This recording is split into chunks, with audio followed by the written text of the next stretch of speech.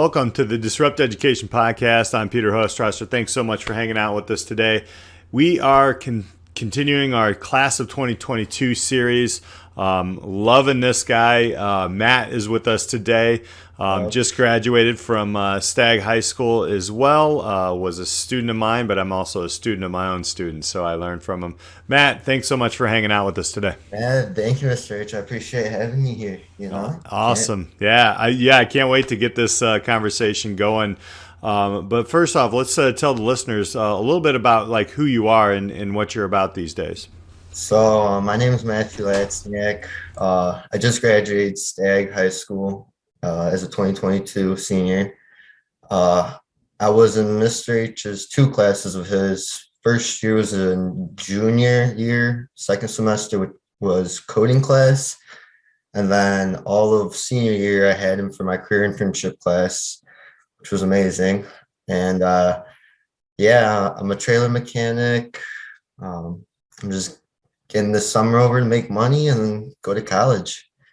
I know we're going to dig into that conversation a little bit more.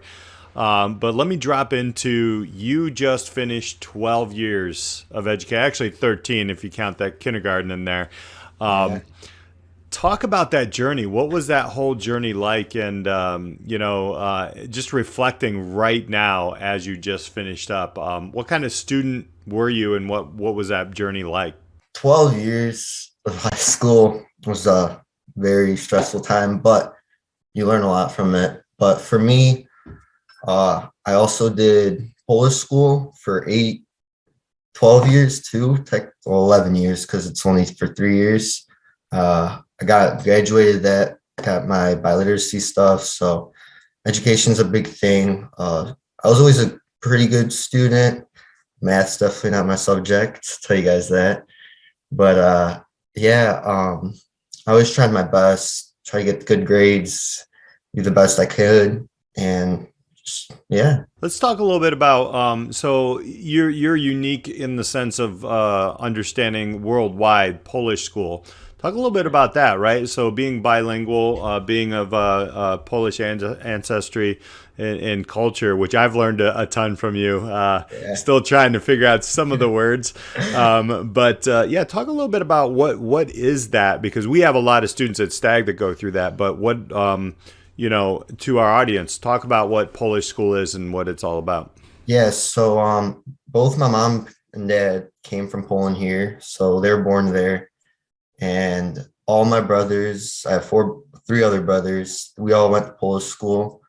Out of all four of us, I was the only one that continued for another 3 years of high school. But it just let me learn the language a lot better. That's a fact. I know kids with they have a harder way of speaking it and stuff. So I got to learn the culture. I got to learn the history. So can't complain at all, It's my motherland. Does it continue? I've learned a couple of world languages, not so much fluent, but, just kind of polite, and you lose it, right? Is that the case for Polish school to kind of help you continue and to continue to not only kind of lose the dialect so you still speak it, but also reconnect you with that? Because it sounds like I love the idea of that, if that's what it is. In Stagg for freshman and sophomore year, I took 2 years Spanish also, but I also learned it politely. Didn't stick with me as well as Polish would. But Polish I feel like it just lets us, kids of our parents, be able to speak with our grandmas, grandparents, and just be able to keep the culture going even here in America. Going through high school, right? You started asking a lot of questions about, I think it was in website design, and how did you get to that mindset? Because not a lot of students will actually ask questions and start kind of digging in, not only just with the subject, but just in life in general and having conversations with teachers. If you could try to explain, how did Matt become that person? Because I as a teacher, I appreciate that, and I hope every student does that. I was always kind of a funnier person. I like to be talkative. I like to always get a conversation going. But like during that time, I guess for other kids, it was a lot harder because, COVID hit and stuff. So definitely changed people. It changed me in a way I can't even lie. But like, I feel like being able to have people communicate and just feel a good vibe in the room during those times just brought everyone together. And then just being able to explore, like learning new things, like who can complain about that? Like it's it's a freebie. Well, let's dig into COVID then, right? So I've been calling your generation, actually the class of 2022, Yeah. COVID U or something like. I don't know what I said in the last podcast or a couple podcasts, but I think it's going to make your generation more powerful because you were forced to change. But let's kind of take a look at that, like as a student, right in the Yeah. middle, well, at the end of your sophomore year and basically your junior year, a lot of change there. So can you Oh walk yeah. the audience through, how that started? What did you see in For those me. first quote 2 weeks that were supposed to happen, and then how did you get through your junior year, and then how did you get reacclimated? So we'll start with those 2 weeks, if you can go back to that. So I still remember that last eighth period in economics class. Got that, we got that bell ring, 2 weeks off, can't complain. Then that's when stuff really started getting, worse, and like school wasn't even a thing too much. Like it just more of like being scared of like what was going to be happening for the future. But then sophomore year ended on the Chromebooks through the Google Meets. That was harsh. Just learning at home wasn't like the most ideal thing. You got too much distractions obviously around you. You got this, you got that. Me myself, I'm not gonna lie. Sometimes in some classes I was sleeping. I was doing whatever I, felt like doing. Like it was just like that. And then junior year hit. I think in the beginning of the year we didn't have hybrid yet. So we were still on the Chromebooks. Everyone was still getting used to that in a little way. There's small tweaks. Technology. I mean, even though technology is coming up as a good thing, there's still flaws in it. So kind of created bad distancing for everyone also, like just in a mental way, like no one was nowhere near anyone. And then that semester, the second semester, junior year, was when we finally got the option of hybrid.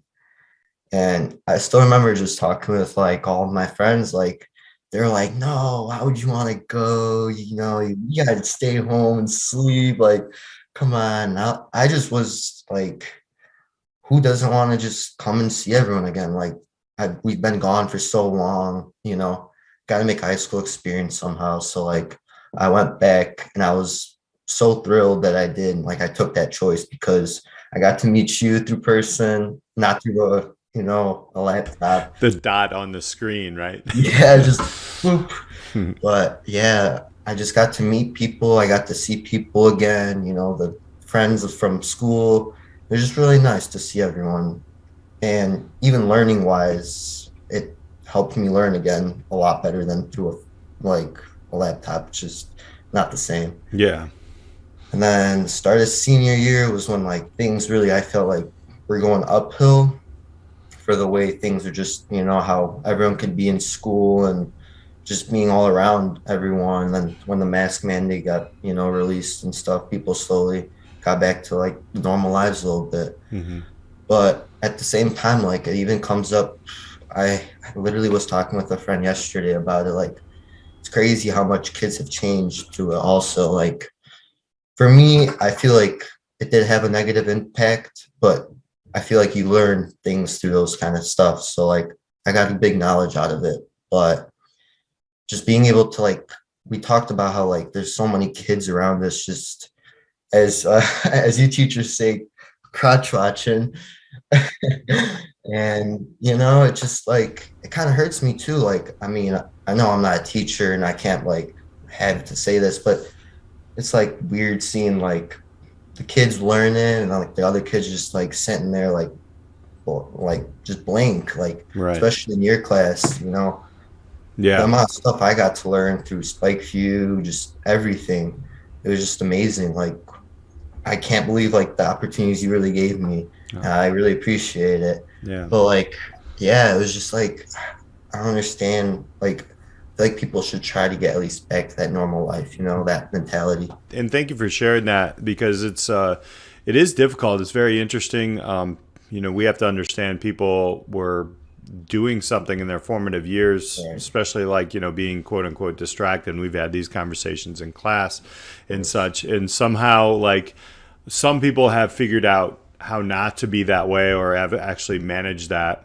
How did you figure out, like, how to kind of manage that?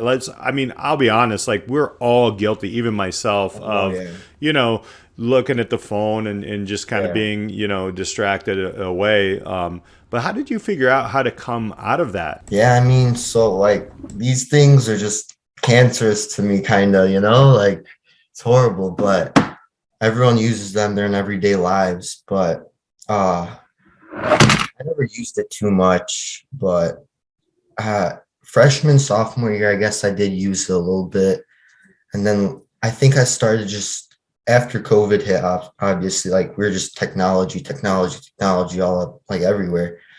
And that's like kind of got me hooked onto it. And I think once I started going back to school, just me being able to go to school and learn and just like, just have that good environment slowly let me put my phone away. And during that time was when I got my first job, also the car wash. And I think that's another big thing. Like once you start picking up those small, well, not small, but bigger things in life, it kind of gets you distracted off things like technology. And I kind of built that mindset of just like putting away as much as I can, even though there's still that balance. Like I'm guilty of being in your class once in a while. I was in those days where I had to look at this, had to Of look at course. that. Yeah. But no, like I just didn't want to, I had to put it away and just think about the opportunities I'm getting. You've been through a lot of change. A lot of technology and back into classrooms. Obviously, 13 years of education. If you were like a policymaker or somebody who could like maybe change the system, and we'll just talk about even just high school, Mhm. what would be some things, one or two things that you, Matt, would do, knowing now what you just went through, to change it up a little bit? I feel like I'd first start off. I mean, I know that not all high schools do this, but A minuses, A pluses, and stuff. I feel like putting a plus or a minus, although we're already being graded on something like that, I feel like that's a little like maybe not too far, but like I feel like it could be taken out, but that's not all schools. So I'm just speaking for like Stagg as one. I mean, most things are pretty set in stone.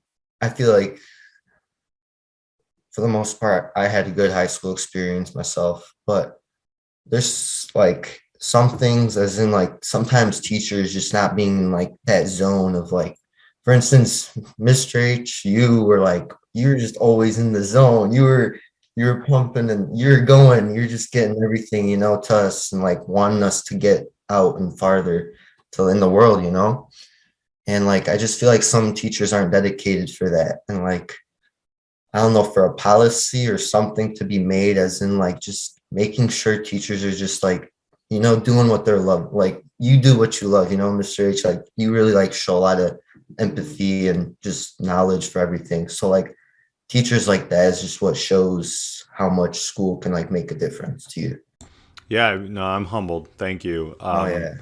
I did, and I think I told you everybody and everybody on the podcast. I don't know if they've known this. I'm pretty sure I said this a few episodes back, but like I did make a promise to myself and students that I would do as much to get close to 100% every day. Oh It's yeah. difficult. I mean, it's very difficult.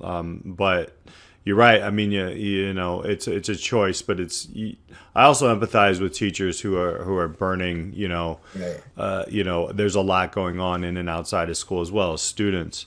Um, what about like the structure of school? Would you keep it like 8 periods or 7 periods? I mean, you had a different senior year because you got to Yeah. leave a little bit early in an internship program. Would you have the same classes every day? Would you do it every other day? Talk a little bit about that. What about that? I think that is a good point because I see the point of like kids going 5 days a week for the 7 hours, but after this senior year experience with the career internship class and getting to leave after sixth period, both semesters, it kind of like did show that like I was able to get the knowledge from the classes I needed. Because like usually you'd have like kind of like the classes you're just taking just to fill in. It's like, why should I be being graded and trying in this class if I'm not going to be using it as much? Like, I mean, it's good knowledge, but sometimes it's just not worth it. So like throwing out classes like that are the time schedule saves you time. And once you get older, especially like junior, senior year, gives you time to work more and just kind of build. But structuring it, I mean, 5 days a week is fine because weekends are the weekends, but maybe the time just adjusted a little lower, if anything.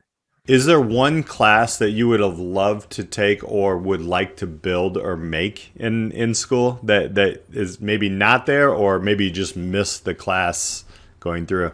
Well, I would definitely say one of the best classes is career internship, and that class needs to be put out farther to like districts all over the United States. But for a high school class, I mean, Stagg had a lot of good electives. So I know a lot of high schools that didn't have welding, which I took, auto body, this and woodworking. So like that's really nice to have because there's a lot of kids that do use that in their futures, wherever their paths take them. But I don't think adding too many more classes wouldn't be a bad idea, but I can't think of one on top of my mind. In the future, you mentioned. I want to round out the podcast. Is what is next for you? You mentioned a little college. You're working in the trailer industry, which is amazing. I've learned so much from you. Talk about like what does it look like? I don't like to go too far out because there's so many pivots in life. But what does the next year look like for Matt? Most of the summer I'm gonna be working and enjoying it because it's senior year summer. Got a road trip with friends. Got to have the good times with everyone.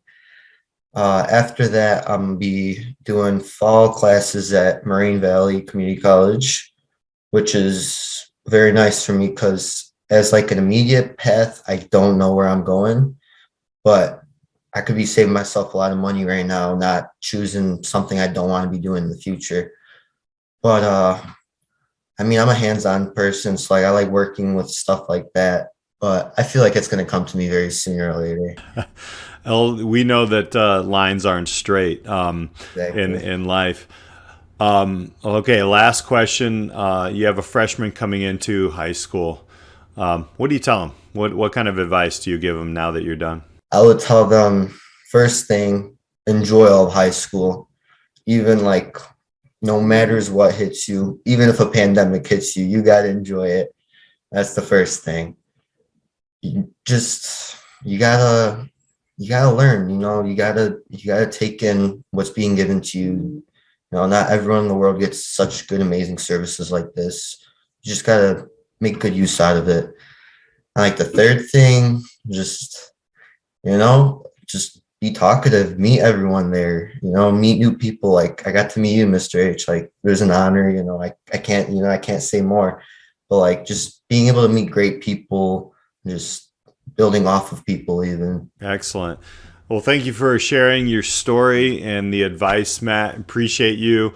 Yeah, man, it's great to have seniors like you come through that I get to learn from, and again, telling your story on Disrupt Education. So thank you for doing that. Thank you. And thank you all listeners. We appreciate you. Until next time, we'll catch you on Disrupt Education.